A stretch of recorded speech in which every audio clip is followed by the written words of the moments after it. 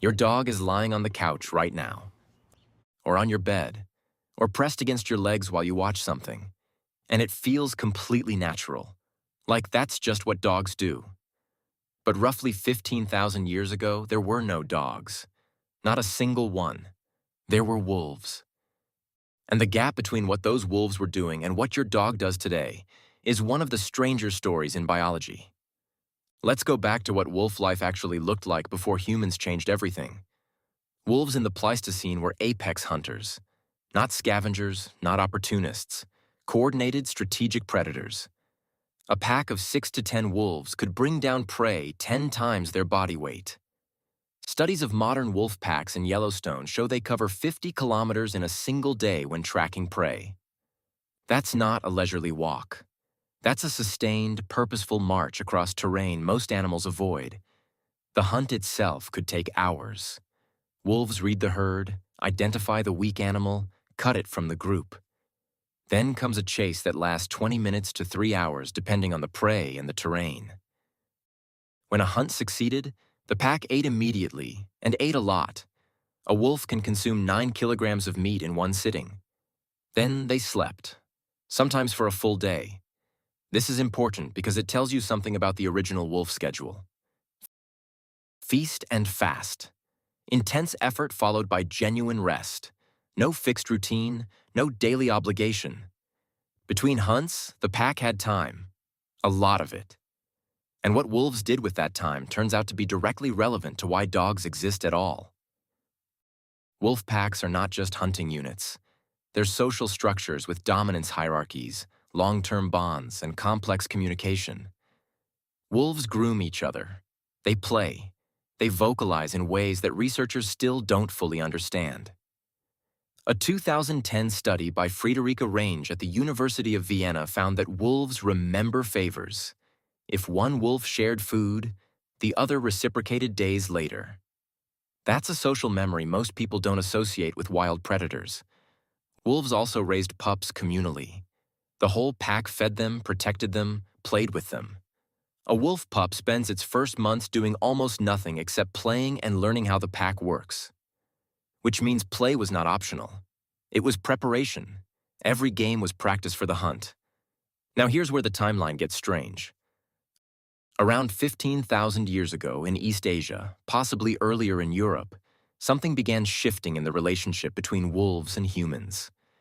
The exact mechanism is still debated, but the leading theory involves something wolves were already good at: reading social cues. Wolves that lived near human camps had access to something valuable: scraps, bones, leftover kills. Most wolves kept their distance, but some had lower stress responses around humans. Those wolves got more food. They survived in higher numbers. Their pups inherited the same temperament. Over generations, this selected for animals that could tolerate human proximity, then sought it. In 2021, a genetic study published in Nature traced modern dogs to a single wolf population that diverged between 20,000 and 40,000 years ago. One lineage. One founding event. All 900 million dogs alive today trace back to that moment. But what changed in their behavior, not just their tolerance? In 2015, Juliane Kaminski at the University of Portsmouth ran a series of tests comparing wolves and dogs raised identically by humans. She hid food in one of 2 containers, then pointed at the correct one. Wolves ignored the gesture. They used their nose and their memory. Dogs followed the point immediately, even very young puppies who had never been trained. Wolves are smarter than dogs by most measures of independent problem-solving. But dogs evolved something wolves lack: a deep attunement to human intention. They don't just tolerate us, they read us. Studies show dogs follow human eye direction with the same precision as human infants. Wolves don't do this even when raised by people. That shift in social cognition is what separates a wolf from a dog. So what did pre-domestic dogs, these transitional wolves, actually do all day? They hunted when they had to. They scavenged when they could. They watched humans more than humans watched them. They learned which sounds meant meat was being cut, which smells came before a human left camp to hunt. Early domesticated dogs likely served as sentinels long before they were tools. They barked when something approached. A 2016 study estimated that a dog with functional hearing could detect a human approach from 80 meters away in darkness, compared to 9 meters for an average person. For a sleeping camp without walls, that was the difference between waking up and not waking up. So dogs earned their place not through training, but through a trade that was already working before anyone decided to call it domestication. They gave proximity and alertness. Humans gave food and warmth. Then something accelerated the process. Humans started selecting deliberately. The calmer pup got kept. The aggressive one got driven off, generation after generation.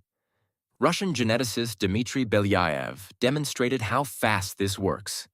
Starting in 1959, he bred silver foxes selecting only for tameness toward humans.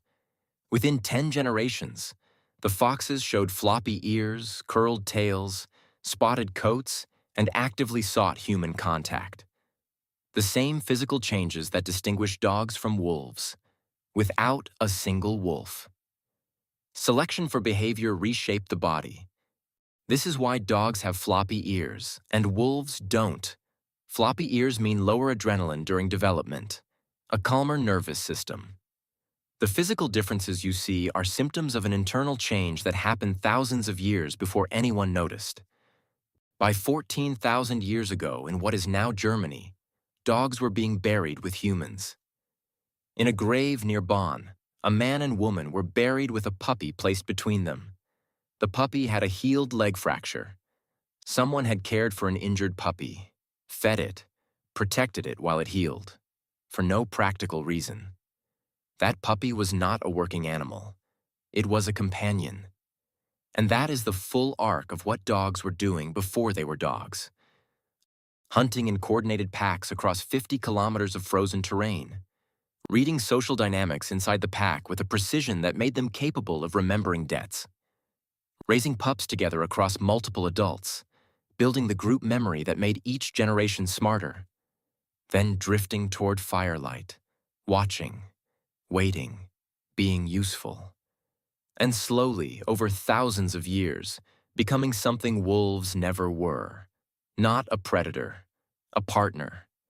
Your dog spent its last walk this morning sniffing everything within reach. That's 40,000 years of olfactory intelligence pointed at a sidewalk.